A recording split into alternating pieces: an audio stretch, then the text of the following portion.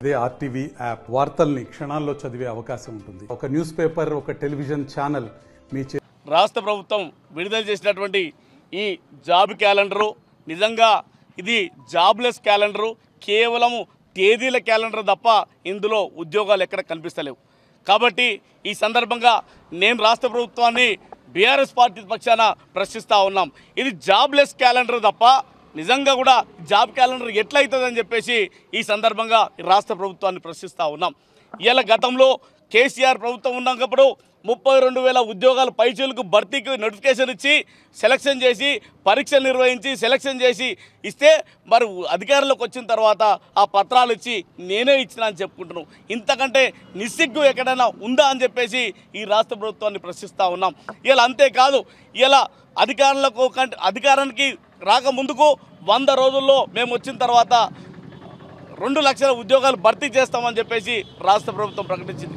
ఈ 2 లక్షలకు route మ్యాప్గా job ప్రణాళికల కోసము జాబ్ క్యాలెండర్ రిలీజ్ చేస్తాం, అది 100 రోజుల్లో అమలు చేస్తామని చెప్పేసి ఏ నెలలు గడుస్తూ ఉంటే రోడ్ల మీదకి నిరుద్యోగులు వచ్చి మాకు ఉద్యోగాలు ఇస్తారా ఇయ్యరా, మా బతుకులతో ఆడుకుంటారా అని చెప్పేసి ప్రభుత్వం పైన దుమ్మెత్తిపోస్తే మీరు దానికి సమాధానంగా జాబ్ క్యాలెండర్ తీసుకొచ్చారు తప్ప ఈ జాబ్ క్యాలెండర్ అనేటువంటి డూబ్ క్యాలెండర్ తీసుకొచ్చారు తప్ప నిజంగా మీకు ఉద్యోగాల భర్తీ పట్ల చిత్తశుద్ధి లేదని చెప్పేసి ఇలా అర్థమవుతా ఉన్నది.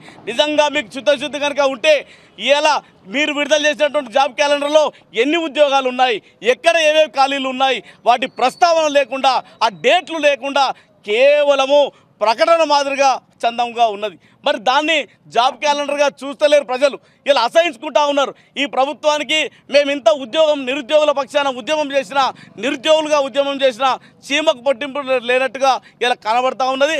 కాబట్టి పూర్తి స్థాయిలో చిత్తశుద్ధితోటి 2 లక్షల ఉద్యోగాలు మీరేస్తా అన్నటువంటి 2 లక్షల ఉద్యోగాలు భర్తీ చేసేంత వరకు కూడా బీఆర్ఎస్ పార్టీగా నిలబడి పోరాటం చేస్తాం, నిరుద్యోగుల పక్షాల మిమ్మల్ని నిలదీస్తామని చెప్పేసి కూడా తెలియజేస్తూ ఉన్నాం. నిన్నటి రోజున రాష్ట్ర ప్రభుత్వం అసెంబ్లీలో జాబ్ క్యాలెండర్ కాకుండా డూబ్ క్యాలెండర్ ప్రవేశపెట్టింది. అది ఉద్యోగాలు కాదు, అవి నిరుద్యోగులుగా మేము ఖండిస్తూ ఉన్నాం.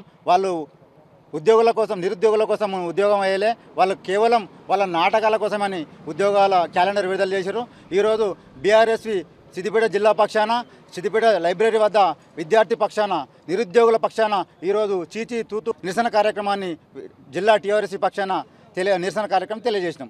మరిన్ని వీడియోస్ కోసం ఛానల్ ని సబ్స్క్రైబ్ చేయండి, లేటెస్ట్ అప్డేట్స్ కోసం వాట్సాప్ ఛానల్ ని ఫాలో చేయండి అండ్ లింక్ డిస్క్రిప్షన్ లో ఉంది.